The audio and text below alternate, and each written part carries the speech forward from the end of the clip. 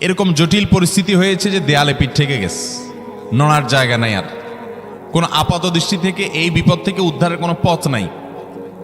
দুরুদ, ইস্তেগফার, দোয়া ইউনুস, এই তিন আমল পাশাপাশি ইয়াজাল জালাল ওয়াল ইকরাম, এই চারটা জিনিসকে এমন ভাবে ধরছে, বিশেষ করে দুরুদ, স্পেশালি সারাক্ষণ দুরুদ। আল্লাহ রাব্বুল আলামিন এমন ভাবে সহযোগিতা করেছেন, এমন ভাবে উদ্ধার করেছেন যে কল্পনা করলে অবাক লাগে এখন যে এটা কিভাবে সম্ভব।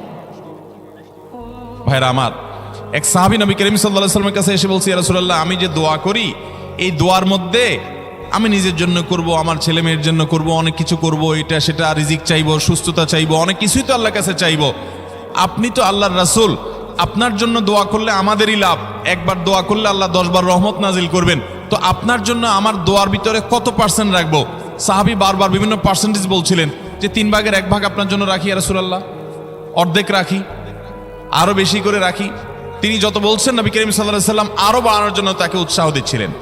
এক পর্যায়ে যখন তিনি বললেন, ইয়া রাসূলুল্লাহ, আমি আমার কোন দোয়ার সবটুকু যখন আপনার জন্য নিবেদন করব, আমি কোন একবার যখন দোয়া করব, দোয়া শুধু আপনার জন্যই করব যখন, অর্থাৎ পিওর দরুদ যখন পড়ব, নিজের জন্য আর কিছু চাইব না, শুধু আপনার জন্যই যদি চাই কোনোবার, তাহলে তখন নবী করিম সাল্লাল্লাহু আলাইহি ওয়াসাল্লাম বলেছেন, ইদান তুকফা হাম্মুক ওয়া তুগফার যামবুক, তাহলে তোমার সকল পেরেশানি থেকে উদ্ধারের জন্য এই দুরুদটাই যথেষ্ট হয়ে যাবে, এবং তোমার সকল গুনাহ মাফের জন্য এটা যথেষ্ট হয়ে যাবে।